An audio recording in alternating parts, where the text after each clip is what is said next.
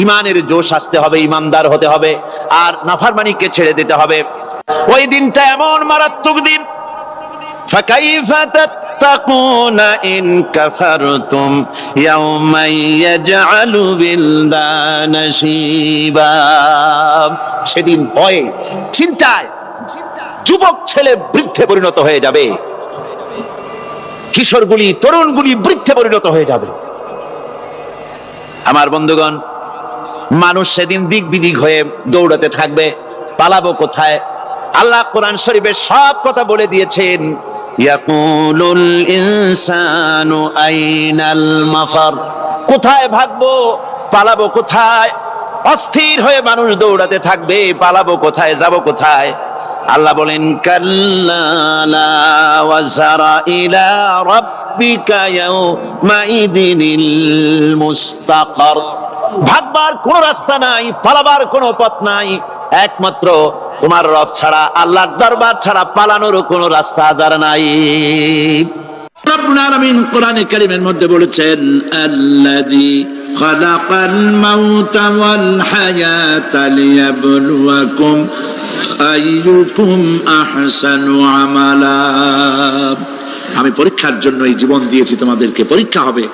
এই পরীক্ষা জীবন আর মৃত্যু দুটি জিনিস দিয়েছি পরীক্ষা করার জন্য। এই পরীক্ষার জন্য তোমরা পাস করতে পারো। পরীক্ষা আসছে, এখন প্রশ্নপত্র সব ফাঁস করে দেওয়া হয়েছে। প্রশ্নগুলি সঠিকভাবে আদায় করুন, প্রশ্নগুলি পড়ুন এবং জীবনটাকে সেইভাবে গড়ুন। নামাজটা সহি করে আদায় করুন। বহু মুসলমান আছে নামাজই পড়ে না, নামাজ পড়তে জানেও না। নবী করিম সাল্লাল্লাহু আলাইহি ওয়াসাল্লাম বলেছেন সাল্লু কামা রাআইতুমুনি উসাল্লি, নামাজ পড়ো সেইভাবে যেভাবে আমাকে তোমরা পড়তে দেখো। সুবহানাল্লাহ। আর রাসূলুল্লাহ কেমনে নামাজ পড়তেন? এইটা বর্তমান বিশ্বের শ্রেষ্ঠ হাদিস বিশারদ আল্লামা নাসিরউদ্দিন আলবানী তিনি ইন্তেকাল করেছেন। আল্লাহ পাক তাকে জান্নাতুল ফেরদাউসের মেহমান বানায় নিক, বলেন আমিন। তার লেখা বই আছে রাসূলুল্লাহ সাল্লাল্লাহু আলাইহি ওয়াসাল্লামের নামাজ, বইয়ের নাম রাসূলুল্লাহ সাল্লাল্লাহু আলাইহি ওয়াসাল্লামের নামাজ। ছোট্ট একটা বই, এই বইটা আপনারা কিনবেন। এই বইটা যেভাবে লেখা আছে নামাজ সেইভাবে পড়বেন। নামাজ রাসূল করিম ঠিক যেভাবে পড়েছেন ওইভাবেই লেখা আছে। আপনি আন্দাজে পড়লে হবে না, টুকুর টাকুর করে কয়েকটা সেজদা দিলেই হবে না।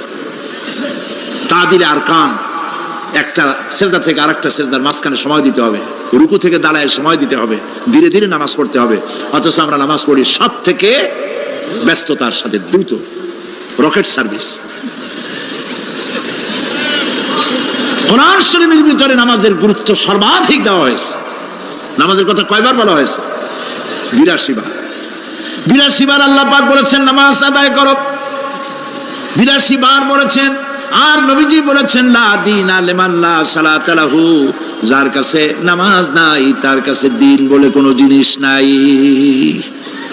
মান তারাকা সালাতান মুতাআম্মিদান ফাকাদ কাফারা, ইচ্ছে করে যে ব্যক্তি নামাজ ছেড়ে দিল কাফের হয়ে গেল, বলেন নাউজুবিল্লাহ। কিয়ামতের দিন, বুখারী শরীফের হাদিস, আল্লাহ পাকের নবী বলেছেন কিয়ামতের দিন সর্বপ্রথম আল্লাহ জিজ্ঞেস করবেন বান্দা নামাজ পড়ছো কিনা। প্রথম প্রশ্ন কি বলেন? প্রথম প্রশ্ন কি? যার নামাজ কবুল তার সমস্ত নেক আমল মঞ্জুর, যার নামাজ কবুল হবে না কোনোটাই মঞ্জুর হবে না। কথা বুঝতে পেরেছেন? নামাজ সঠিকভাবে আদায় করতে হবে। নবী করিম সাল্লাল্লাহু আলাইহি ওয়াসাল্লাম ইন্তেকালের ৫ দিন আগে থেকে জ্বরাক্রান্ত হলেন, রোগাক্রান্ত হলেন, জ্বরে আর মাথার যন্ত্রণায় অস্থির হয়ে যেতে লাগলেন, বেহুশ হন আবার হুশ হন। যেদিন তিনি ইন্তেকাল করবেন তার আগের দিনেও তিনি জোহরের নামাজ পড়ার জন্য সাহাবীদের কাঁধের উপরে ভর দিয়ে নামাজ পড়তে গেছেন। পা উঁচু করে নিতে পারেন নাই, পা টেনে টেনে নিয়েছেন। তিনি সেখানে খুতবা দিলেন, বললেন ও আমার উম্মতেরা, এই পৃথিবীতে আল্লাহ রাব্বুল আলামিন তার এক বান্দাকে পৃথিবীর সব জাগতিক সম্পদ দিতে চেয়েছিলেন, কিন্তু সেই বান্দা সব জাগতিক সম্পদকে উপেক্ষা করে আল্লাহর সঙ্গে দিদার করা বেশি পছন্দ করেছেন। কেউ কিছুই বুঝলো না। হযরত আবু বকর রাদিয়াল্লাহু তাআলা আনহু খুব কাঁদতে লাগলেন। তিনি বুঝতে পেরেছেন যে এই পৃথিবীতে সমস্ত সম্পদ দিতে চেয়েছিলেন আল্লাহ যাকে, তার নাম বিশ্বনবী। তিনি সবগুলি উপেক্ষা করে আল্লাহর সঙ্গে দিদার করা বেশি পছন্দ করেছেন। আমরা অতি তাড়াতাড়ি নবীজি থেকে নবীর এতিম হয়ে যাব। পরের দিন ইশার নামাজের ওয়াক্ত হলো, আযান হয়ে গেল, মসজিদে মুসল্লিরা ভরে গেছে, সাহাবায়ে কেরাম সব এসে গেছেন। হুজুরের জন্য বহুক্ষণ অপেক্ষা করার পর হযরতে আবু বকর রাদিয়াল্লাহু তাআলা আনহু তিনি ইমামতির জায়গায় দাঁড়ায় গেছেন। নবীজি বেহুশ অবস্থায় ছিলেন ঘরের মধ্যে। হুশ আসার পর তিনি হযরত আয়েশাকে বললেন, আয়েশা, মসজিদে নববীতে এখন কি হতেছে? তিনি বললেন, নামাজ হচ্ছে। লোকেরা আপনার অপেক্ষা করেছে, কিন্তু আপনাকে না পাইয়া দীর্ঘক্ষণ অপেক্ষা করার পর আপনাকে না পেয়ে আমার বাবার ইমামতিতে তারা নামাজ পড়তেছে, কিন্তু মুসল্লিদের মধ্যে কান্নার রোল পড়ে গিয়েছে। তাদের ধারণা হয়েছে নবীজির যায় নামাজে যখন হযরত আবু বকর দাঁড়ায় গেছে, নবীজির পিছনে নামাজ পড়া আর আমাদের কিসমতে হবে না। নবীজি বলছেন, আয়েশা রে, মসজিদে নববীর দিকের দরজাটা খুলে দাও, আমি নামাজের দৃশ্য দেখতে চাই। দরজা খুলে দেওয়া হলো।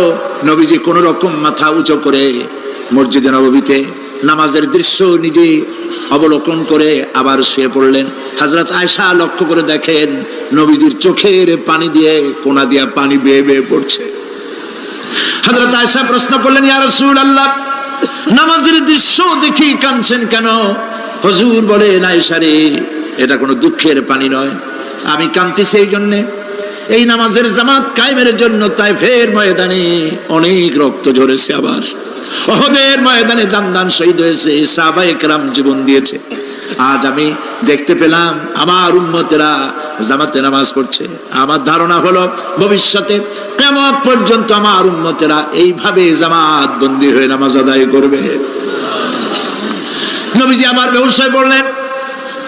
মসজিদে নববী থেকে আজ আর কেউ বাড়ি যায় না, সবাই কান্দে। আজ রাত বোধহয় নবীজি কাটাবেন না। মেয়েরা কাঁদতেছে, সাহাবায়ে কেরাম কাঁদতেছেন, আজওয়াজে মুতাহারাত তারা কাঁদতেছেন। নবীজির আবার হুঁশ হলো, তাকায় দেখেন ঘরের মধ্যে কান্নাকাটি, মসজিদে নববীতে কান্নাকাটি। সব থেকে বেশি কাঁদতেছেন মা ফাতেমা। নবীজি হযরত ফাতেমার কান্না দেখে ইশারা করলেন, কাছে আয়। হযরত ফাতেমা রাসূলের কাছে গেলেন। নবীজি কানে কানে কি যেন বললেন, কান্নাটা বন্ধ হয়ে গেল। হযরত আয়েশা জিজ্ঞেস করলেন, মা, তোমার আব্বা তোমার কানে কি বললো আর কান্না বন্ধ হয়ে গেল? হযরত ফাতেমা বলে, আম্মাজি, আমার আব্বা আমাকে বললেন, মা ফাতিমা, তোমার কান্না আমার বরদাস্ত হয় না, কেঁদো না, আমি মৃত্যুর পরে সকলের আগে তোমার সাথে আমার দেখা হয়ে যাবে। হযরত ফাতেমা বলছেন, আম্মাজি, আমি বুঝতে পেরেছি আমার আব্বার এই কথার অর্থ কি। নবীজির ইন্তেকালের পরে আত্মীয় স্বজনের মধ্যে সবার আগে আমার মৃত্যু হবে, আর আমার পিতার সাথে আমি মিলিত হতে পারবো। রাত যখন শেষ হয়ে এলো, নবীজির হুঁশ হয়েছে, তাকায় দেখেন হযরত জিবরাইল দাঁড়ানো। হযরত জিবরাইল নবীজির চেহারা মোবারকের দিকে তাকায় বলেন, আসসালামু আলাইকা ইয়া রাসূলুল্লাহ, আল্লাহ আপনাকে সালাম বলেছেন, আর আল্লাহ পাক জানতে চেয়েছেন আপনার মুখে আপনি কেমন আছেন। আল্লাহ জানেন আপনার অবস্থা কি, তারপরেও আপনার মুখে শুনতে চেয়েছেন আপনি কেমন আছেন। নবীজি বলছেন, জিবরাইল, বড় কষ্টে আছি, বড়ই যন্ত্রণা, বড়ই কষ্ট। হযরত জিবরাইল বলছেন, ইয়া রাসূলুল্লাহ, আজকে এক নতুন ফেরেশতা আমি সাথে করে নিয়ে এসেছি। এই ফেরেশতা পৃথিবীর কোন নবী অথবা কোন মানুষের কাছে যাওয়ার জন্য অনুমতি চায় না, আজ আপনার কাছে অনুমতি ভিক্ষা চায় কাছে আসার জন্য। ওই ফেরেশতার নাম হচ্ছে মালাকুল মউত। হযরত মালাকুল মউত বলেন, ইয়া রাসূলুল্লাহ, এই পৃথিবীতে আদম আলাইহিস সালাম থেকে নিয়ে পর্যন্ত কোন মানুষের জান কবজের জন্য আমার অনুমতি চাওয়া লাগে নাই, আর কোনোদিন লাগবে না। আজ আমি আসার সময় আল্লাহ বলেছেন আপনার জান কবজের জন্য আমি যেন আপনার কাছে অনুমতি ভিক্ষা চাই। নবীজি বলছেন, আমি যদি অনুমতি না দেই তো কি হবে? হযরত মালাকুল মউত বলছেন, ইয়া রাসূলুল্লাহ, অনুমতি যদি না দেন আমি ফেরত চলে যাব, আমাকে সেভাবেই বলা হয়েছে। হযরত জিবরাইল বলেন, ইয়া রাসূলুল্লাহ, আল্লাহ রাব্বুল আলামিন আপনার দিদারের ইন্তজার করতেছে। নবীজি বলছেন, মালাকুল মউত, তুমি জান কবজের কাজ শুরু করো। মালাকুল মউত যখন কাছে এসেছে, রাসূল জিজ্ঞেস করলেন, আয়েশা, ঘরে যে কয়েক টুকরা স্বর্ণ ছিল সেগুলোর কি অবস্থা? ছোট ছোট 6 টুকরা স্বর্ণ ছিল। হযরত আয়েশা বলছেন, হুজুর, আমি এগুলো রেখে দিছি। হুজুর বলছেন না, রাখতে পারবে না, আমার ইন্তেকালের আগে খয়রাত করে দাও। মুহাম্মদ সাল্লাল্লাহু আলাইহি ওয়াসাল্লাম আল্লাহর কাছে অবস্থায় উঠবে না যে তার ঘরের ভিতরে সোনা ছিল, দিয়ে দাও, খয়রাত করে দিয়ে দাও। হযরতে মালাকুল মউত রাসূলের জান কবজ শুরু করে দিলেন। রাসূলুল্লাহ জীবনের শেষ কথা বললেন, আসসালাত আসসালাত ওয়া মা মালাকাত আইমানুকুম। আমার উম্মতেরা বিদায় লগ্নে বলে গেলাম, নামাজ নামাজ নামাজ ছেড়ে দিও না।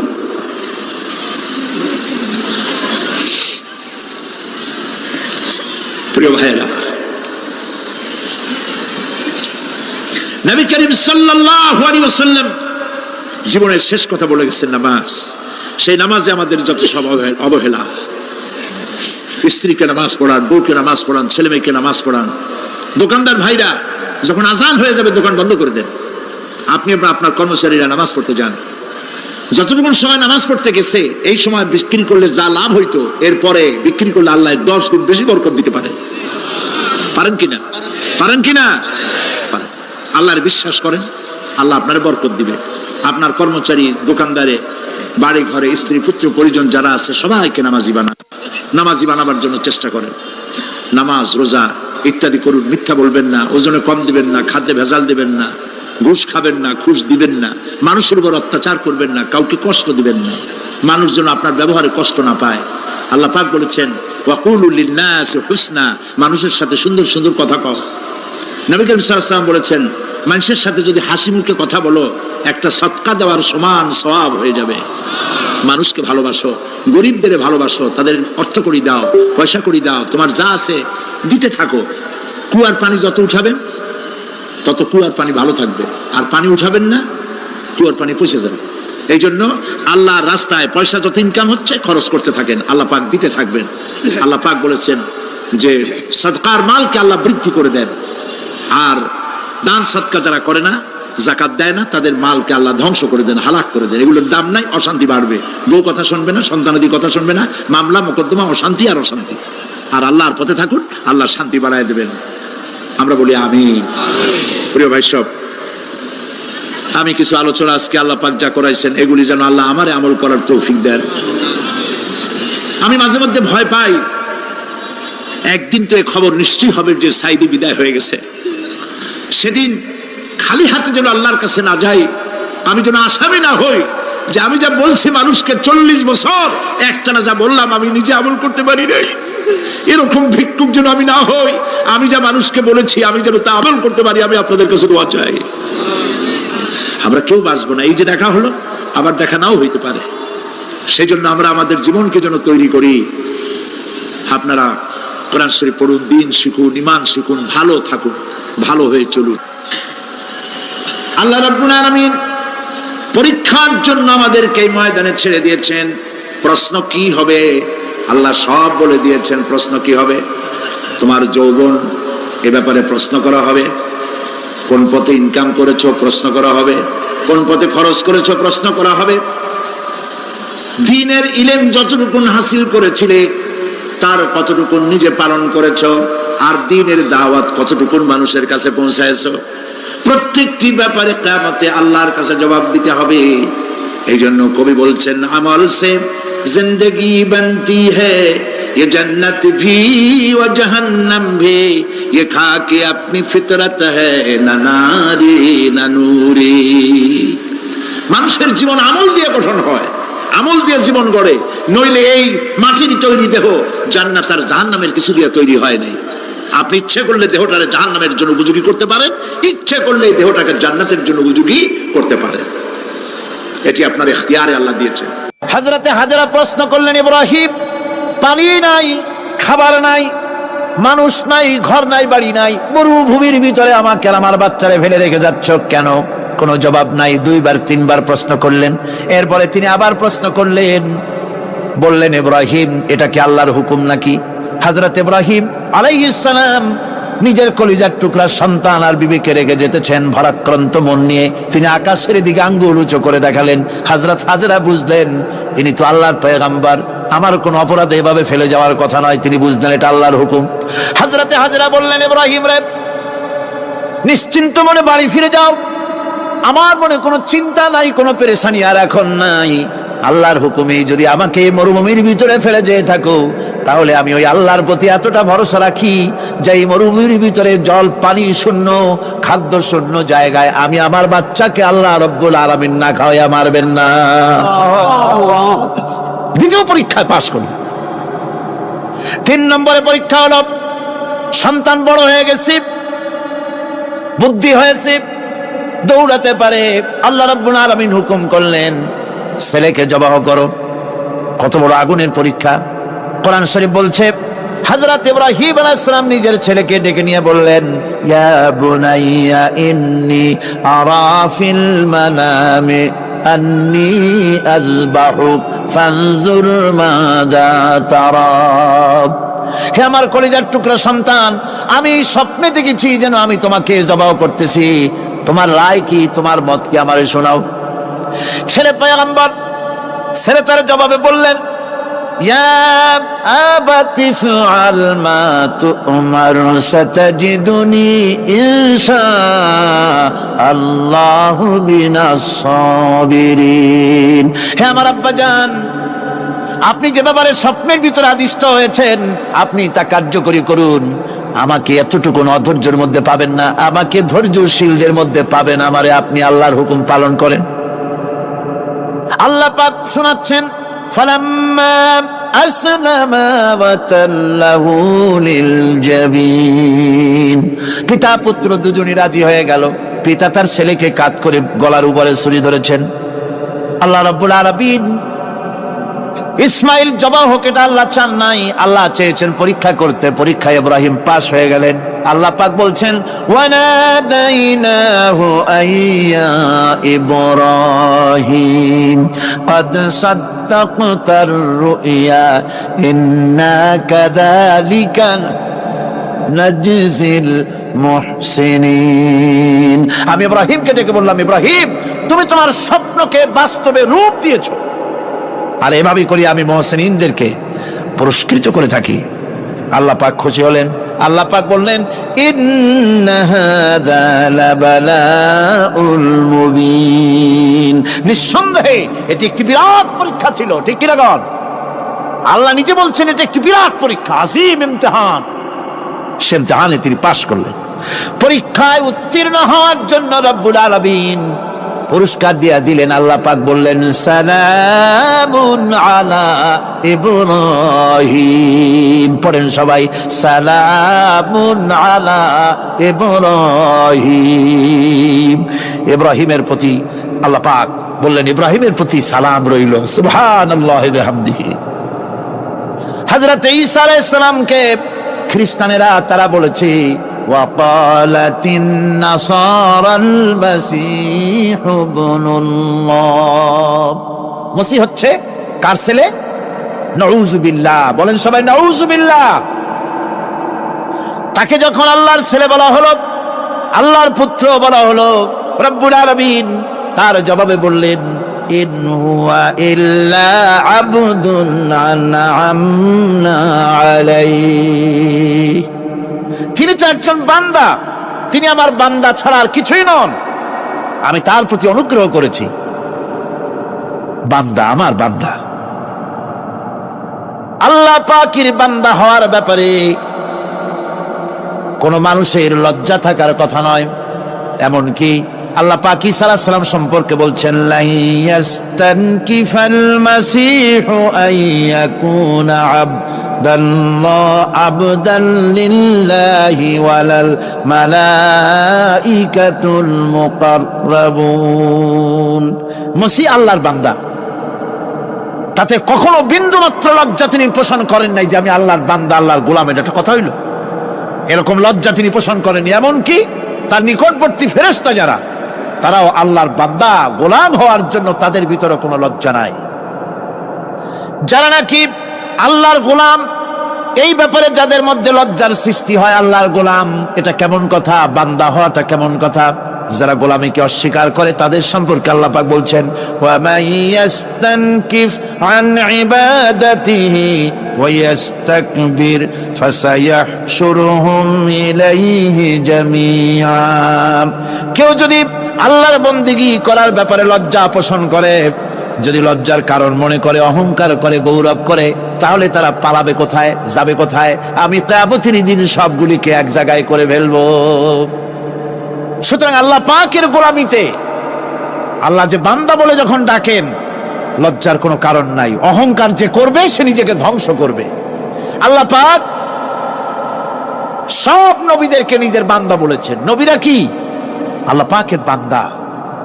হযরত ইউসুফ আলাইহিস সালাম সম্পর্কে আল্লাহ পাক বলছেন, কাযালিকা লিনাসরিফা আনহু আস-সুআ ওয়াল ফাহশা ইন্নাহু মিন ইবাদিনাল মুখলাসিন।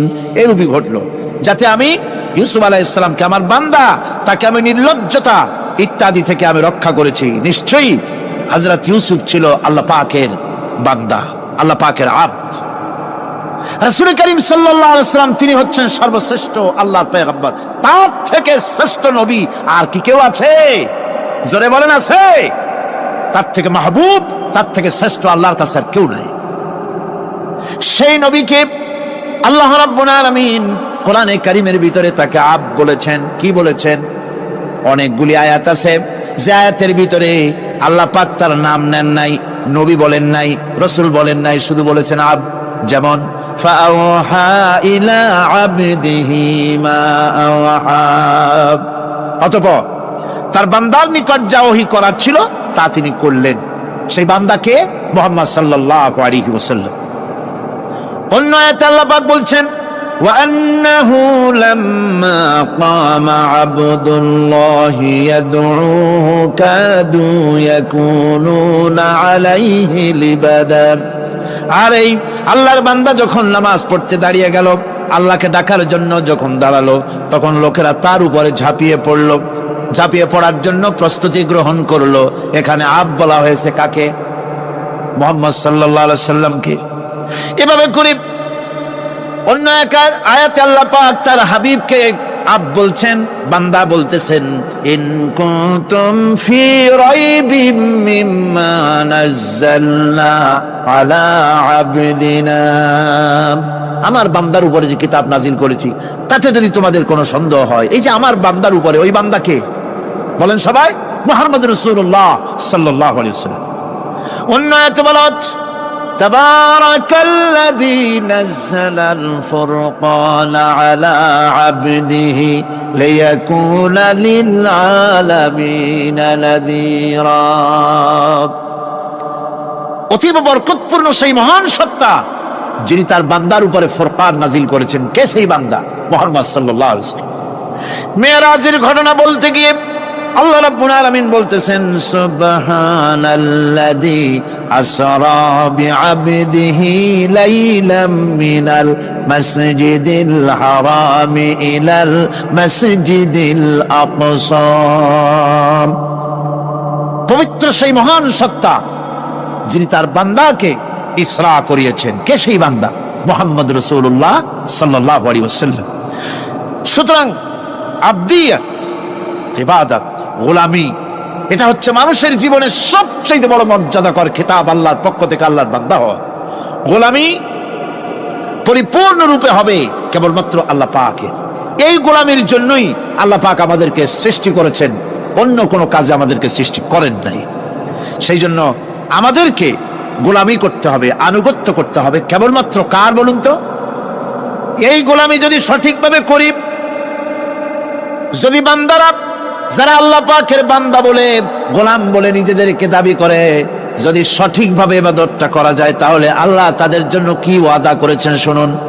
দুনিয়ায় তাদেরকে আল্লাহ পুরস্কার দেবেন, আখিরাতেও দেবেন। এটা বন্ধ করে, দুনিয়া এবং আখিরাতে আল্লাহ পুরস্কার দেবেন। সে পুরস্কারটা কি? দুনিয়ার পুরস্কারটা আগে শোনেন। আল্লাহ পাক বলেন, যারা আমার ইবাদত করবে তাদের ব্যাপারে আমার ওয়াদা শোনো। ওয়াদাল্লাহুল্লাযীনা আমানু ওয়া আমিলুস সালিহাতি লায়াস্তাখলিফান্নাহুম ফিল আরদি কামাস্তাখলাফাল্লাযীনা মিন ক্বাবলিহিম। তোমাদের মধ্যে যারা ঈমান এনেছে এবং সৎ কাজ করেছে, আল্লাহ রাব্বুল আলামিন তাদের ব্যাপারে আল্লাহর ওয়াদা হচ্ছে আল্লাহর প্রতিজ্ঞা হচ্ছে, আল্লাহ ওয়াদা করতেছেন তাদেরকে জমিনের উপরে প্রতিষ্ঠিত করবেন। যেমন করে তোমাদের পূর্বপুরুষদেরকে প্রতিষ্ঠিত করা হয়েছিল, ওইভাবে তোমাদেরকে প্রতিষ্ঠিত করা হবে। সুবহানাল্লাহ। প্রতিষ্ঠিত করা হবে মানে রাষ্ট্র ক্ষমতা দেওয়া হবে। কি দেওয়া হবে? যদি গোলাম হও, যদি কি হও? গোলাম। আল্লাহ পাক বলছেন শুধু তাই নয়, আমি আমার দিনকে যারা প্রতিষ্ঠা করবে, আমার গোলামেরা যদি, আমার বান্দারা সঠিকভাবে যদি আমার গোলামি করে, মানানে আমলে সালেহ করে, নেক কাজ করে, আমি তাদেরকে রাষ্ট্র প্রতিষ্ঠার সুযোগ করে দেব। আর তাদের জন্য ভীতির পরিবর্তে, সন্ত্রাসের পরিবর্তে শান্তি কায়েম করে দেব। সুবহানাল্লাহ। وَلَيُمَكِّنَنَّ لَهُمْ دِينَهُمُ الَّذِي ارْتَضَىٰ لَهُمْ وَلَيُبَدِّلَنَّهُمْ مِنْ خَوْفِهِمْ أَمْنًا। তাদের দিনকে তারা নিজেদের জন্য যা পছন্দ করেছে অবশ্যই তিনি তা কায়েম করে দিবেন, এবং সন্ত্রাস আর ভীতির পরিবর্তে আল্লাহ নিরাপত্তা দান করবেন। যেরকম সুবহানাল্লাহ। সন্ত্রাস বন্ধ হবে, চুরি, ডাকাতি, জেনা, ব্যভিচার সব বন্ধ হয়ে যাবে। তোমরা ক্ষমতায় থাকবে, তোমরা ডমিনেটেড হবে না, তোমরা ডমিনেট করবে। গোটা পৃথিবীকে শাসন করবে, শাসিত তোমরা হবে না। আর ভীতির পরিবর্তে নিরাপত্তা তোমরা লাভ করবে। কি করলে? ইয়াবুদুনানি লা ইউশরিকুনা বি শাইআ। সুতরাং তারা যেন আমার ইবাদত করে এবং আমার সঙ্গে যেন কাউকে শরীক না করে। আল্লাহ বলছেন তোমরা যদি আমার সাথে শরীক না করো, ইবাদতের মধ্যে কাউকে যদি শরীক স্থাপন না করো, আর যদি তোমরা আমার ইবাদতটা সলিড ভাবে আমার জন্যই করো, তাহলে রাষ্ট্র ক্ষমতা তোমাদের হাতে আসবে, সন্ত্রাস নির্মূল হবে, শান্তি প্রতিষ্ঠিত হবে। এই হচ্ছে দুনিয়ার পুরস্কার। এটা কিসের পুরস্কার? আর আখিরাতের পুরস্কারের কথা বলা হচ্ছে। وَمَن يُطِعِ اللَّهَ وَرَسُولَهُ وَيَخْشَ اللَّهَ وَيَتَّقِهِ فَأُولَئِكَ هُمُ الْفَائِزُونَ। যে ব্যক্তি আল্লাহ এবং রাসূলের আনুগত্য করেছে, আল্লাহকে ভয় করে চলেছে, তার গজব থেকে বেঁচে রয়েছে, সেই হচ্ছে সফল কাম। সফল কাম মানে কি? কিয়ামতের দিন আল্লাহ পাক তাদেরকে জান্নাত দান করবেন। আল্লাহ পাক তাদেরকে কিয়ামতে কি দিবেন? জান্নাত দিবেন, চিরস্থায়ী শান্তির জায়গা, সেই জান্নাত লাভ করা যাবে। আজ ইবাদতের এই যে গুরুত্বপূর্ণ ইবাদত, এই ইবাদতের ভুল অর্থ সমাজের ভিতরে ছড়িয়ে আছে। সাধারণ মানুষও ভুল করেছে, অসাধারণ মানুষেরাও ইবাদতের ভুল অর্থ করে ভুলের মধ্যে নিমজ্জিত আছে বিরাট সংখ্যক লোকেরা। সাধারণ মুসলমানেরা তারা যে ভুলটা করলো ইবাদতের অর্থ করতে গিয়ে, সেটা হলো এই, সাধারণ লোকেরা মনে করলো কয়েকটা অনুষ্ঠানের নাম হচ্ছে ইবাদত, নামাজ, রোজা, হজ, যাকাত, সাদকা, ফিতরা, এর নাম হলো ইবাদত। অনুষ্ঠান শেষে তারা নিজেদেরকে স্বাধীন মনে করলো।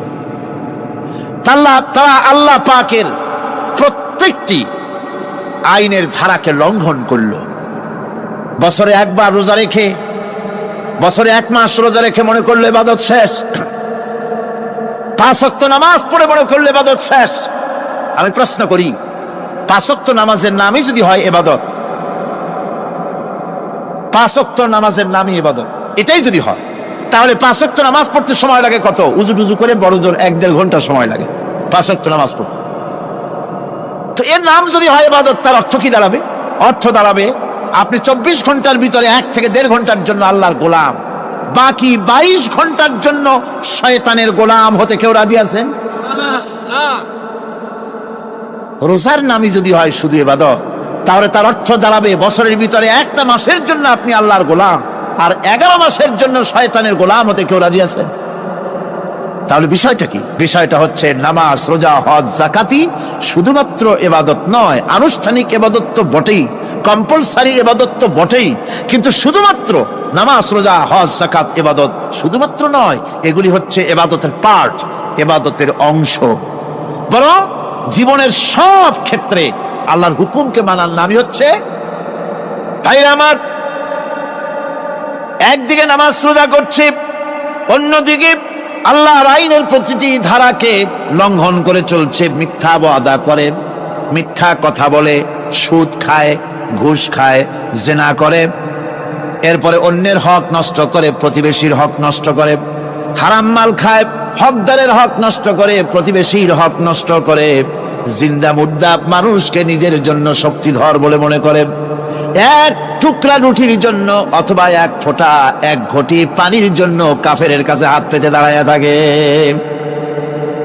এই যদি অবস্থা হয়, এটাই যদি হয় ঈমান, আর এটার নামে যদি হেফাজত হয়, তাহলে এই পৃথিবীর মুসলমানের আজ লাঞ্ছিত কেন? আল্লাহর ওয়াদা কি মিথ্যা? নাউযুবিল্লাহি মিন যালিক। আমাদের ইবাদত যদি ঠিক হয়, যদি সত্যিকারের ইবাদত যদি আমরা করে থাকি, তাহলে ক্ষমতায় ইমানদারেরা নাই কেন? বিশ্বজুড়ে মুসলমানেরা লাঞ্ছিত কেন? তাহলে বুঝতে হবে ইবাদতের মধ্যে বিরাট গরমিল করে ফেলেছি, ঠিক কিনা? লক্ষ্য করুন, সেই লোকটা হজ করতেছে, উমরা করতেছে, নামাজ পড়তেছে, মসজিদ মাদ্রাসায় চাঁদা দিতেছে, ওই লোকটি আবার ব্যাংকের থেকে সুদের টাকা নিয়ে ব্যবসা চালাইতেছে। ব্যবসা ঠিক রাখার জন্য, ইনকাম ট্যাক্স ফাঁকি দেওয়ার জন্য ব্যবসায়ীরা 2 ধরনের 3 ধরনের খাতা মেনটেন করছে। কথা ঠিক কিনা? মিথ্যা কথা বলছে, ঘুষ দিতেছে, বেশি করে বিদ্যুতের বিল যাতে না আসে সেজন্য যারা বিদ্যুৎ লাইনে আছে তাদেরকে পয়সা দিয়ে ম্যানেজ করতেছে, ঠিক কিনা? আমি পার্লামেন্টে বলেছি বিদ্যুৎ বাইরের থেকে আনতে হবে না, ঘুরে ঘুরে আবার বিদ্যুতের কথা আসলো। বিদ্যুৎ আনা লাগবে না, কারণ আমার দেশের চাহিদা হচ্ছে 2500 মেগাওয়াট, সেখানে 1800 মেগাওয়াট আমাদের আছে। আরেকদিকে 4টা বিদ্যুৎ প্রকল্প বন্ধ হয়ে আছে। ওই 4টি বন্ধ হওয়া প্রকল্প যদি চালু করা যায়, তাহলে 2900 মেগাওয়াট বিদ্যুৎ উৎপাদিত হতে পারে বলে বিশেষজ্ঞরা বলেছেন। তাহলে আমাদের উদ্বৃত্ত 400 মেগাওয়াট থেকে যাবে। এইটাকে বাইরের থেকে আনার কোনো দরকার নাই। বিদ্যুতের অপচয় বন্ধ করুন, বিদ্যুতের চুরি বন্ধ করেন। মিল কল কারখানা যাদের আছে, লক্ষ লক্ষ টাকা বিদ্যুৎ বিল হয়, কিন্তু লাইনম্যানদের সঙ্গে ম্যানেজ করে গভর্নমেন্টকে ফাঁকি দেওয়া হচ্ছে, ঠিক কিনা? তোমার নামাজের দাম কি? তোমার হজের 7 পয়সা দাম নাই। তুমি রাষ্ট্রকে ফাঁকি দিয়েছো, তুমি জনগণকে ফাঁকি দিয়েছো, তুমি দেশের শত্রু। টেলিফোনের বিল হাজার হাজার টাকা, লাখ টাকার বেশি বিল হয়, লাইনম্যানের সঙ্গে ম্যানেজ করে 500, 700, 2000 টাকা দিয়ে সারিয়ে দেয়, ঠিক কিনা? এরা জাতির শত্রু, দেশের শত্রু। এদেরকে ফায়ারিং স্কোয়াডে নিয়ে ক্রাশ ফায়ার করে উড়ায় দেওয়া উচিত। এরা দেশের দুশ্মন। আজ সিস্টেম লসের নাম দিয়া বিদ্যুৎ চুরির আরেক ব্যবস্থা করা হয়েছে। সিস্টেম লস করে ওনারা নিজেরা, আর এর ভোগান্তি জনগণকে করতে হয়। কসাইয়ের মতো ছুরি দিয়া জবাও করে জনগণের কাছ থেকে সিস্টেম লসের চার্জ আদায় করা হয়। আমি পার্লামেন্টে বলেছি, মাননীয় স্পিকার, সিস্টেম লস এই নামটা উঠায় দেন, এই প্রথা বন্ধ করে দিন। বিদ্যুৎ ধার করা লাগবে না, আল্লাহ আমাদের দেশে যথেষ্ট দিছে, কোনো জিনিসের অভাব নাই। এখানে গ্যাস আছে, তেল আছে, বিদ্যুৎ আছে, পাট আছে, চা আছে, নাই কি? অন্তত 8.5 কোটি টাকার কাগজ গুদামের মধ্যে বন্দী হয়ে আছে। ভারতকে ক্ষতি করার জন্য সে দেশ থেকে কাগজ এনে খবরের কাগজ ছাপানো হচ্ছে, আর 8.5 কোটি টাকার কাগজ নষ্ট হয়ে যাচ্ছে, আমার দেশের কাগজ। সুতরাং বলতেছিলাম একথাই বলতেছিলাম যে ঈমান, আল্লাহর গোলাম হতে হলে ভুল করে বসেছি ইবাদতের অর্থ করতে। শুধু নামাজ, রোজা, হজ, যাকাত, মাজারে কিছু চান্দা দেওয়া, আগরবাতি, মোমবাতি, চাদর একটা দিয়া, পীর সাহেবের 10,000 টাকা চান্দা দিয়া, মোছে তেল মাইখা দাঁত বাইর করে হাসে। বেহেশতে তো গেছি, আর দেরি কত?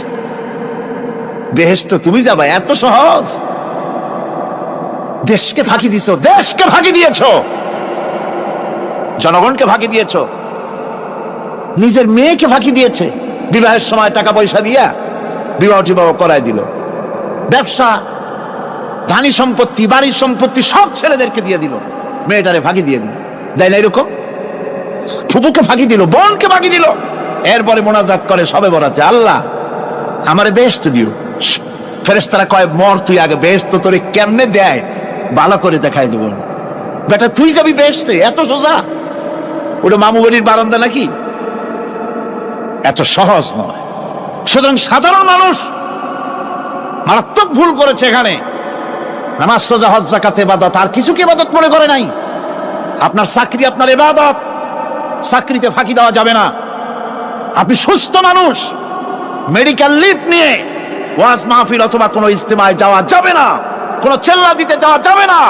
মেডিকেল লিভ নিয়ে আপনি সুস্থ মানুষ, কেন আপনি মেডিকেল লিভ নিচ্ছেন? আপনি ফাঁকি দিতে পারবেন না।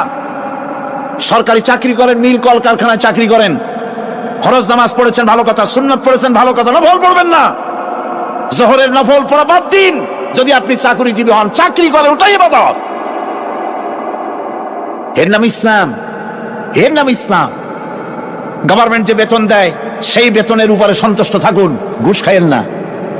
যদি বেশি বেতন লাগে গভর্নমেন্টের কাছে দাবি জানান যে আমাদের বেতন বাড়ায় দাও। ঘুষ খাবেন কেন? হারাম। জোরে কোন এটা কি?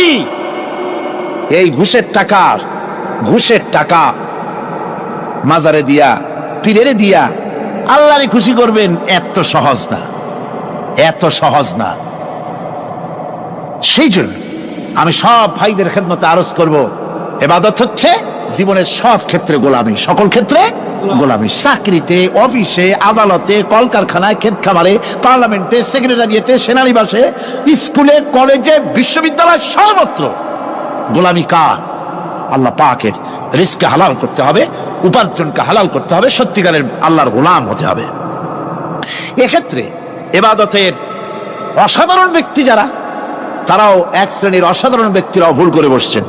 তারা যে ভুলটা করলেন ওটা হচ্ছে তারা তাসবিহ, জায়নামাজ, খানকাহ, হুজরাখানা এর ভেতরে বসে জিকির আজগার করাটাকেই জীবনের জন্য আল্লাহর ইবাদত মনে করে নিলেন। আল্লাহর বান্দারা যখন অনাচার ব্যভিচারে লিপ্ত, আল্লাহর আইনের পরিবর্তে যখন মানুষের তৈরি করা আইন চলছে, চেচনিয়া, বসনিয়া যখন মানুষদেরকে জবাও করা হচ্ছে, বসনিয়ার মুসলমান সন্তানদেরকে যখন জবাও করা হয়, কাশ্মীরের স্বাধীনতাকামী মুসলমানদের অধিকার হরণের জন্য তাদের উপরে যখন বন্য হায়নার মতো, পশুর মতো যখন ভারতীয় শত্রু সৈন্যরা যখন হামলা চালায়, সোমালিয়ার মানুষগুলি যখন না খেয়ে তাদের হাড়, পাঁজরার হাড়গুলি যখন বেরিয়ে যায়, তখনও যদি আপনি খানকার ভেতরে থেকে তসবিহ পড়েন আর তাহাজ্জুদের নামাজ পড়ে কপালে দাগ লাগান, এই অন্যায়ের বিরুদ্ধে যদি সোচ্চার না হন, আপনার এই তসবির কোনো দাম নাই। আপনাকে সোচ্চার হতে হবে, আপনাকে অন্যায়ের বিরুদ্ধে খাড়া হতে হবে। একদিকে তাহাজ্জুদের নামাজ তো পড়বেনই, জিকির তো করবেনই, কোন সন্দেহ নাই। আর একদিকে সিংহের মতো অন্যায়ের বিরুদ্ধে গর্জে উঠতে হবে। তাতে যদি প্রয়োজন হয় মুজাদ্দিদ আল ফেসানির মতো কারারুদ্ধ হন না কেন, সেটাই কিসমত, সেটাই তাকদীর। হক কথা বলতে হবে। এই জন্য আমার বারবার মনে পড়ে আজকের এক শ্রেণীর লোক আমাদের দেশে এক শ্রেণীর লোক বাইরের থেকেও আসে, বিদেশ থেকেও আসে, নামের আগে আওলাদে রসুল লাগান। ফেদায়ে রসুল, মুজাহিদে মিল্লাত, আওলাদে রসুল। আজীব, তুমি আওলাদে রসুল? আওলাদে রসুল যদি হবে তাহলে তুমি যে দেশের মানুষ, সেই দেশে মুসলমানদের যখন জবাও করা হয়, পার্লামেন্টে কথা বলে বেরিয়ে আসো না কেন? তোমার জেল হয় না কেন? কংগ্রেসের সেন্ট্রাল বডির সদস্য হয়ে আওলাদে রসুল লাগাইয়া বাংলাদেশের রাজনীতিতে নাক গলাতে দেওয়া হবে না। এরা কংগ্রেসের পা চাটা গোলাম।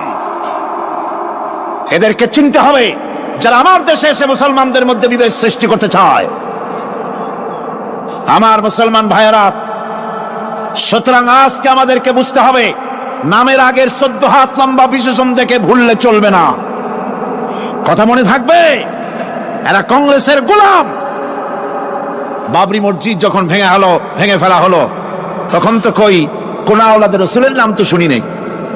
তখন তো নামটা শুনছি ওই বুখারী বেটার, বাপের বেটা ইমাম বুখারী।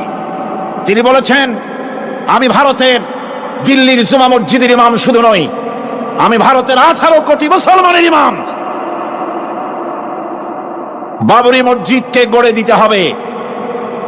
কোরআন শরীফের বিরুদ্ধে যখন কলকাতা হাইকোর্টে কেস করা হয়েছিল কোরআনকে ব্যান করার জন্য, কই সেদিন তো কোনো আওলাদ রাসূলের নাম শুনি নাই। সেদিন তো ওই বুখারী বেটাই বলেছেন, ভারতের হাইকোর্ট থেকে কোন জাজ, কোন বিচারক যদি কোরআন শরীফ ব্যান করা হলে বলে এই কথাটি উচ্চারণ করে, তাহলে আমি তাকে পায়ের তলে পাড়িয়ে ধরে বাম হাত দিয়ে তার জিহ্বাটা টেনে ছেড়ে ফেলে দেব।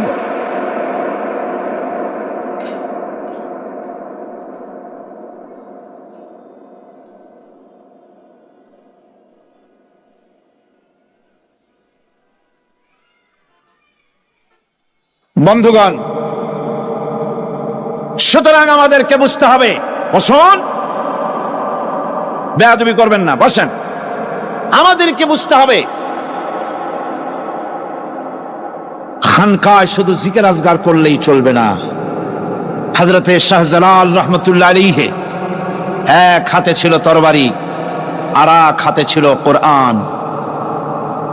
লড়াই করেছেন হযরতে শাহ মখদুম, হযরতে খান জাহান আলী, হযরতে খাজা মুঈনুদ্দিন চিশতি আজমেরি রহমতুল্লাহ আলাইহি, হযরতে মুজাদ্দিদ আল ভিসানি রহমতুল্লাহ আলাইহি।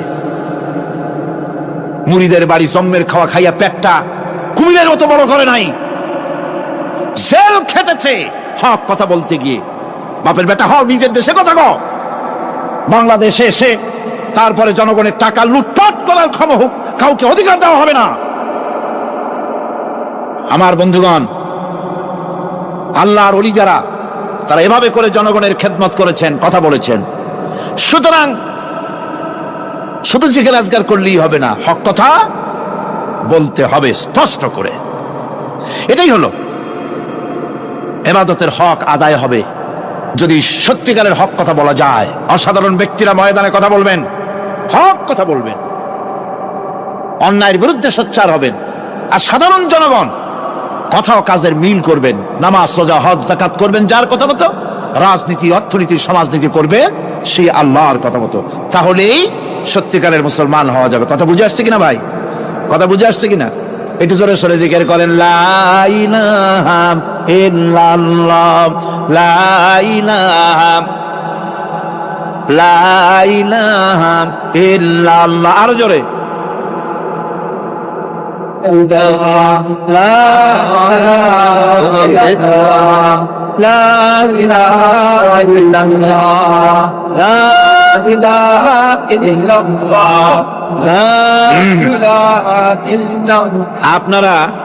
আপনারা যদি মাথা উঠাইয়া দেখতে থাকেন তো কি দেখবেন? মানুষের মাথা আর টুপি ছাড়া তো কিছুই দেখা যাবে না। কাজী ওঠা বসা না করে আজকে এক পবিত্র রাত আমরা আল্লাহর কাছে দোয়া করব।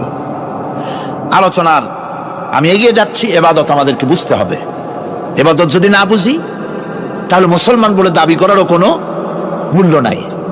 মানব জন্ম বৃথা। কারণ হচ্ছে আল্লাহ রাব্বুল আলামিন বলেছেন, মা খালাকতুল জিন্না ওয়াল ইনসা ইল্লা লিয়াবুদুন। মানুষ আর জিন জাতিকে আমি সৃষ্টি করেছি আমার গোলামির জন্য। কার গোলামি? ওই গোলামির পূর্ণাঙ্গ নমুনা যদি জানতে চাই, পূর্ণাঙ্গ নমুনা দৃষ্টান্ত লাগবে। কাকে অনুসরণ করব? পূর্ণাঙ্গ ইবাদতের আল্লাহর গোলামির পূর্ণাঙ্গ নমুনার জন্য কোরআনে কারিমে দৃষ্টান্ত সেট করা হয়েছে। হযরত ইব্রাহিম আলাইহিস সালামের আল্লাহ পাক বলেন, ইয ক্বালা লাহু রাব্বুহু আসলিম ক্বালা আসলামতু লিরাব্বিল আলামিন। তার অবস্থা এই ছিল, কার? ইব্রাহিম আলাইহিস সালাম। তার অবস্থা এই ছিল যে তার রব যখন তাকে বললেন আনুগত্যের মস্তককে অবনত করে দাও, তিনি বললেন আমি আমার বিশ্বপালকের সামনে মাথাটা নত করে দিলাম। সুবহানাল্লাহ, কোন শর্ত ছাড়াই মাথা নিচু করে দিলাম। এই পন্থায় তিনি যে পন্থাটা অবলম্বন করেছিলেন, এই পন্থায় চলার জন্য তার সন্তানদেরকেও তিনি হুকুম করেছিলেন। ووصى بها إبراهيم ببنيه ويعقوب يا بني إن الله اصطفى لكم الدين فلا تموتن إلا وأنتم مسلمون ইয়াকুব এবং ইব্রাহিম আলাইহিস সালাম তার সন্তানদেরকে এই উপদেশ দিয়েছিলেন যে তিনি বলেছিলেন, হে আমার সন্তানেরা, আল্লাহ ছাড়া তোমাদের জন্য আল্লাহ পাক এই দ্বীনকে মনোনীত করেছেন। আল্লাহ পাকের আনুগত্য করবে, তার দ্বীনের প্রতি সারেন্ডার করবে। আর খবরদার মুসলমান না হয়ে যেন তোমরা মরে যেও না। মৃত্যু মুসলমান অবস্থায় থাকবে, অর্থাৎ মৃত্যু পর্যন্ত থাকবে কি অবস্থায়? মুসলমান অবস্থায়।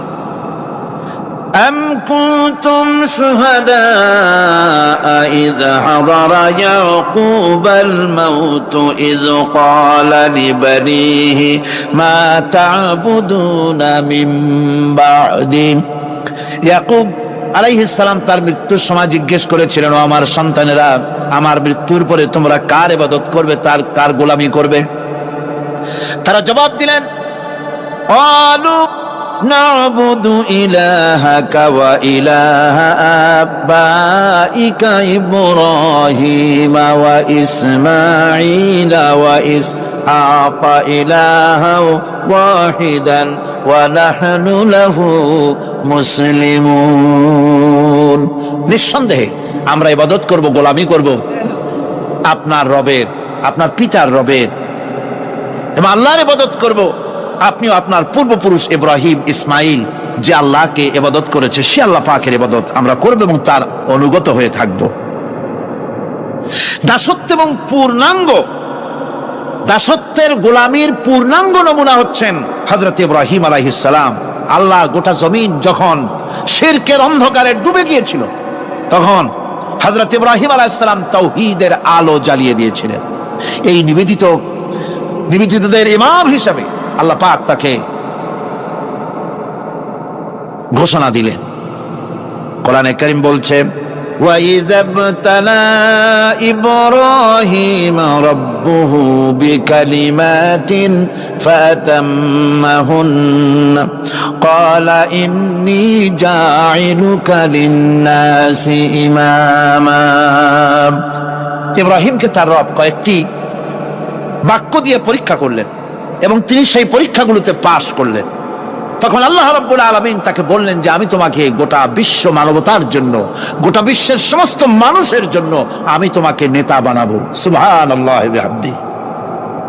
প্রথম পরীক্ষা হলো, গতকাল বলেছি, সে আগুনের পরীক্ষা। সেখানে আল্লাহ পাক তাকে পাশ করালেন, তিনি পাশ করলেন। দ্বিতীয় পরীক্ষা ছিল বিবি এবং নবজাতক সন্তানকে নিয়ে। আল্লাহ হুকুম করলেন, এই বিবি আর বাচ্চারে নিয়ে মরুভূমিতে রেখে আসো। মরুভূমিতে যেখানে ঘর নাই, বাড়ি নাই, সেই জায়গায় বিবি এবং বাচ্চাকে রেখে যাওয়ার সময় তিনি বললেন, রব্বানা ইন্নী আসকানতু মিন যুররিয়াতি বিওয়াদিন গায়রি যী যারইন ইনদা বাইতিকাল মুহাররাম। হে আল্লাহ রাব্বুল আলামিন, আমি পানি এবং তরুলতাবিহীন এক মরুভূমির ভিতরে আমার বংশের একটি অংশকে এখানে রেখে গেলাম। তোমার ঘরের কাছে পুনর্বাসিত আমি তাদের কাছে, এই ঘরের কাছে, সম্মানিত ঘরের কাছে রেখে গেলাম। পরীক্ষায় তিনি পাশ করলেন। হযরতে হাজেরা প্রশ্ন করলেন, ইব্রাহিম, পানি নাই, খাবার নাই, মানুষ নাই, ঘর নাই, বাড়ি নাই, মরুভূমির ভিতরে আমাকে আর আমার বাচ্চারে ফেলে রেখে যাচ্ছ কেন? কোনো জবাব নাই। দুইবার তিনবার প্রশ্ন করলেন। এরপরে তিনি আবার প্রশ্ন করলেন, বললেন, ইব্রাহিম, এটা কি আল্লাহর হুকুম নাকি? হযরত ইব্রাহিম আলাইহিস সালাম নিজের কলিজার টুকরা সন্তান আর বিবিকে রেখে যেতেছেন ভারাক্রান্ত মন নিয়ে। তিনি আকাশের দিকে আঙ্গুল উঁচু করে দেখালেন। হযরত হাজেরা বুঝলেন ইনি তো আল্লাহর পয়গম্বর, আমার কোন অপরাধে এভাবে ফেলে যাওয়ার কথা নয়। তিনি বুঝলেন এটা আল্লাহর হুকুম। হযরতে হাজেরা বললেন, ইব্রাহিম রে, নিশ্চিন্ত মনে বাড়ি ফিরে যাও। আমার মনে কোনো চিন্তা নাই, কোনো পেরেশানি আর এখন নাই। আল্লাহর হুকুমে যদি আমাকে মরুভূমির ভিতরে ফেলে যেয়ে থাকো, তাহলে আমি ওই আল্লাহর প্রতি এতটা ভরসা রাখি যে এই মরুভূমির ভিতরে জল পানি শূন্য, খাদ্য শূন্য জায়গায় আমি আমার বাচ্চাকে আল্লাহ রব্বুল আলামিন না খাওয়াইয়া মারবেন না। দ্বিতীয় পরীক্ষায় পাশ করলেন। তিন নম্বরে পরীক্ষা হলো সন্তান বড় হয়ে গেছে, বুদ্ধি হয়েছে, দৌড়াতে পারে। আল্লাহ রাব্বুল আলামিন হুকুম করলেন ছেলেকে জবাহ করো। কত বড় আগুনের পরীক্ষা! কোরআন শরীফ বলছে হযরত ইব্রাহিম আলাইহিস সালাম নিজের ছেলেকে ডেকে নিয়ে বললেন, ইয়া বুনাইয়া ইন্নী আরা ফিল মানামি আন্নী আযবাহুক ফানজুর মাযা তারা। হে আমার কলিজার টুকরা সন্তান, আমি স্বপ্নে দেখেছি যেন আমি তোমাকে জবাহ করতেছি, তোমার রায় কি, তোমার মত কি, আমারে শোনাও। ছেলে পয়গম্বর, ছেলে তার জবাবে বললেন, ইয়া আবাতি ফাআল মা তু'মার সাতাজিদুনি ইনশাআল্লাহু মিনাস সাবিরিন। হে আমার আব্বাজান, আপনি যে ব্যাপারে স্বপ্নের ভিতরে আদিষ্ট হয়েছেন আপনি তা কার্যকরী করুন। আমাকে এতটুকু অধৈর্যের মধ্যে পাবেন না, আমাকে ধৈর্যশীলদের মধ্যে পাবেন। আমারে আপনি আল্লাহর হুকুম পালন করেন। আল্লাহ পাক শোনাচ্ছেন, ফালাম্মা আসলামা ওয়া তাল্লাহু লিল জাবিন। পিতা পুত্র দুজনই রাজি হয়ে গেল। পিতা তার ছেলেকে কাঁধ করে গলার উপরে ছুরি ধরেছেন। আল্লাহ রাব্বুল আলামিন ইসমাইল জবাহ হোক এটা আল্লাহ চান নাই, আল্লাহ চেয়েছেন পরীক্ষা করতে। পরীক্ষায় ইব্রাহিম পাশ হয়ে গেলেন। আল্লাহ পাক বলছেন, ওয়ানাদাইনাহু আইয়া ইব্রাহিম ক্বাদ সাদ্দাকতার রুইয়া ইন্না কাযালিকা নাজজিল মুহসিনিন। আমি ইব্রাহিমকে ডেকে বললাম, ইব্রাহিম তুমি তোমার স্বপ্নকে বাস্তবে রূপ দিয়েছো, আর এভাবেই করি আমি মুহসিনদেরকে পুরস্কৃত করে থাকি। আল্লাহ পাক খুশি হলেন। আল্লাহ পাক বললেন, ইন্না হাযা লাবালাউল মুবিন। নিঃসন্দেহে এটি একটি বিরাট পরীক্ষা ছিল। ঠিক কি না? আল্লাহ নিজে বলছেন এটা একটি বিরাট পরীক্ষা, আযীম ইমতিহান। সে ইমতিহানে তিনি পাশ করলেন। পরীক্ষায় উত্তীর্ণ হওয়ার জন্য রব্বুল আলামিন পুরস্কার দিয়া দিলেন। আল্লাহ পাক বললেন, সালামুন আলা ইব্রাহিম। পড়েন সবাই, সালামুন আলা ইব্রাহিম। ইব্রাহিমের প্রতি আল্লাহ পাক বললেন, ইব্রাহিমের প্রতি সালাম রইল। সুবহানাল্লাহি ওয়া বিহামদিহি।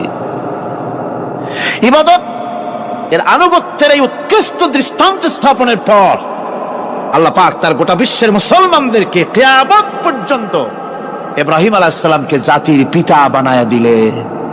সুবহানাল্লাহ। কইতে ইচ্ছা করে না? এরকমের পরীক্ষা কোন পিতারা দিতে পারছে নাকি? গোটা বিশ্বের সমস্ত মানব মণ্ডলীর জন্য আল্লাহ পাক ইব্রাহিম আলাইহিস সালামকে কিয়ামত পর্যন্ত জাতির পিতা হিসাবে ঘোষণা করেছেন। সুবহানাল্লাহ। মিল্লাতা বিকুম ইব্রাহিম হুয়া সাম্মাকুমুল মুসলিমিন। তোমরা তোমাদের পিতা ইব্রাহিমের মিল্লাতের উপর প্রতিষ্ঠিত হও। আল্লাহ পাক বলছেন, তোমাদের পিতা ইব্রাহিমের মিল্লাতের উপর প্রতিষ্ঠিত হও, আর আল্লাহই তোমাদের নাম রেখেছে মুসলমান। তোমরা হচ্ছে মুসলমান। আমাদের পরিচয়, ওই যে পরিচয়ের কথা আগে হয়ে গেছে, আমাদের পরিচয় আমরা মুসলমান। আমাদের পরিচয় কি? মুসলমান। এটা প্রথম পরিচয়। ইবাদতের পূর্ণাঙ্গ মাপকাঠি হিসেবে আল্লাহ পাক হযরত ইব্রাহিম আলাইহিস সালামকে দুনিয়াবাসীর সামনে পেশ করেছেন। কোরআন বলছে, ইহুদি এবং খ্রিস্টানেরা মুসলমানদেরকে বিভ্রান্ত করতে চায়। তারা বলে, ওয়াকালু কুনু হুদান আও নাসারা তাহতাদু কুল বাল মিল্লাতা ইব্রাহিমা হানিফা ওয়া মা কানা মিনাল মুশরিকিন। ইহুদিরা বলে ইহুদি হও, তবেই তোমরা সঠিক পথ পাবা। খ্রিস্টানের বলে খ্রিস্টান হও, তবেই তোমরা সঠিক পথ প্রাপ্ত হবে। আল্লাহ পাক বলছেন, এদের সকলকে বলে দাও, বরং তোমরা সব পরিত্যাগ করে মিল্লাতে ইব্রাহিমের ভিতরে শামিল হয়ে যাও। এটাই মুক্তির পথ, এটাই নাজাতের পথ, এটাই আল্লাহর পথ। সুবহানাল্লাহি ওয়া বিহামদিহি। এমনকি রাসূল কারীম সাল্লাল্লাহু আলাইহি ওয়াসাল্লামকে আল্লাহ পাক বলেছেন, আনিত্তাবি মিল্লাতা ইব্রাহিম হানিফা। চারদিক থেকে মুখ ফিরিয়ে এনে মিল্লাতে ইব্রাহিমের ভিতরে শামিল হয়ে যাও, তারই অনুসরণ করো। রাসূল কারীম সাল্লাল্লাহু আলাইহি ওয়াসাল্লাম ইবাদত বা আনুগত্যের সর্বোৎকৃষ্ট নমুনা হওয়ার কারণে ইব্রাহিম আলাইহিস সালাম সম্পর্কে হুজুর বলেছেন ইন্না ইব্রাহিমা খায়রুল বারিয়া, রাওয়াহু মুসলিম। হুজুর সাল্লাল্লাহু আলাইহি ওয়াসাল্লাম বলেছেন ইব্রাহিম হচ্ছেন জগতের সর্বোত্তম ব্যক্তি। সুবহানাল্লাহ। সুতরাং আমাদেরকে ইবাদতের নমুনা হিসেবে ইব্রাহিম আলাইহিস সালামকেও মানদণ্ড হিসেবে দেখতে হবে যে কিভাবে তিনি সারেন্ডার করেছিলেন আল্লাহ পাকের দরবারে। এখন আমি আপনাদের সামনে বলতে চাই, মানুষের জীবনে সবচাইতে বড় দুটি চাহিদা আছে, একটা হচ্ছে খাদ্য আর একটা হচ্ছে নিরাপত্তা। একটা খাদ্য আর একটা কি নিরাপত্তা। পেট ভরে খাইতে চাই আর চোর ডাকাতের উপদ্রব থেকে নিরাপত্তা পেতে চায়।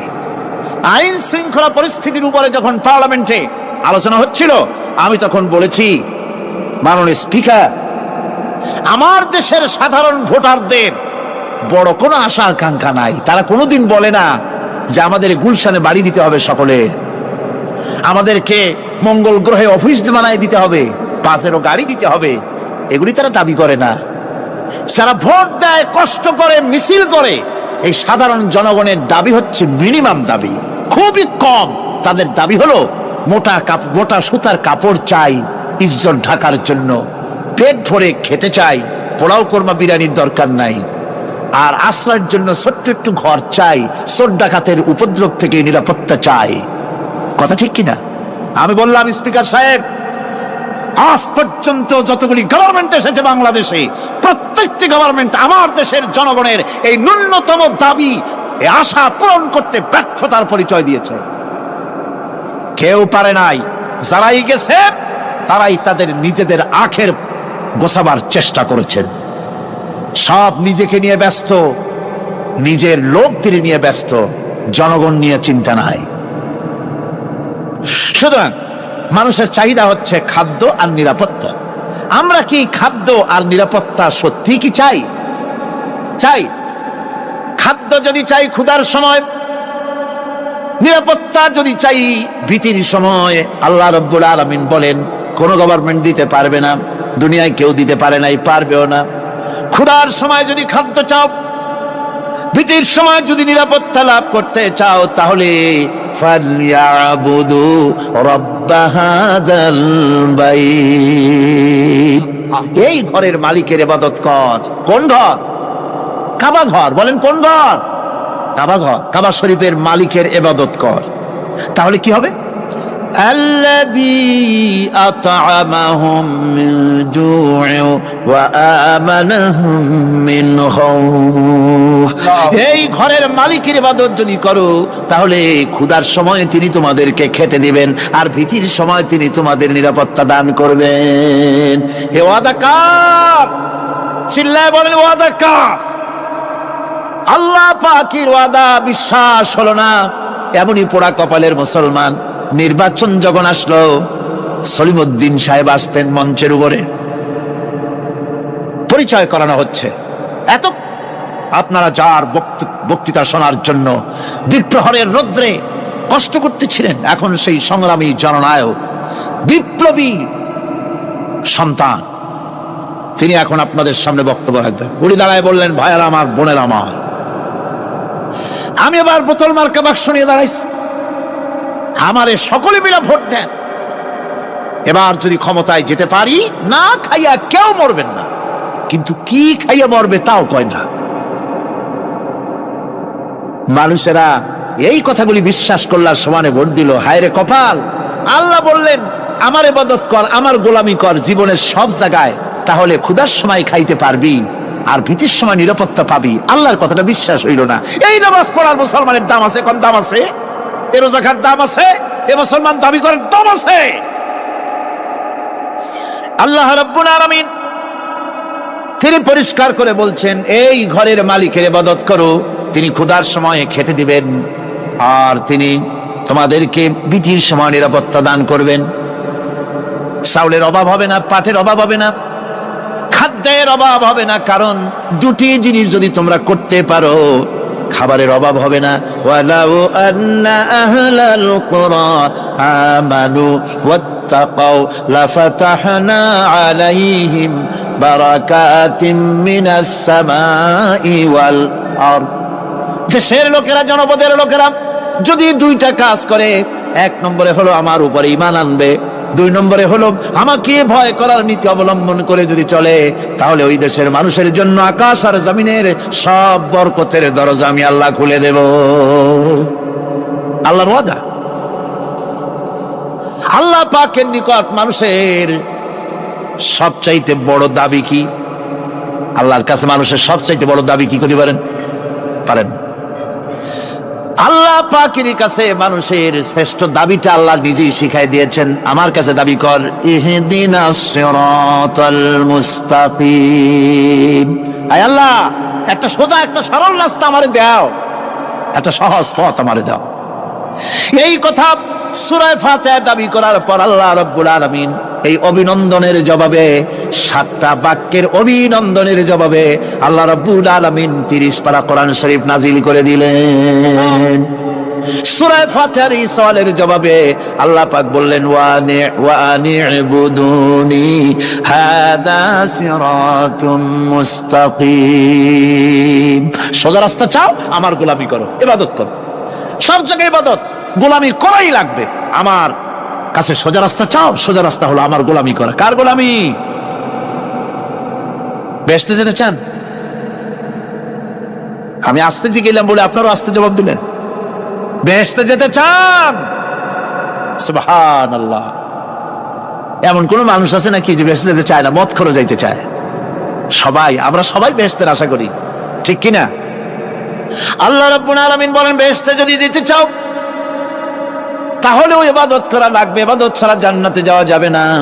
ফাদখুলি ফি ইবাদি ওয়াদখুলি জান্নাতি। সর্বপ্রথম আমার বান্দার মধ্যে দাখিল হয়ে যা, আমার গোলামির মধ্যে দাখিল হওয়া, আমার গোলাম হয়, এরপরে আমার জান্নাতে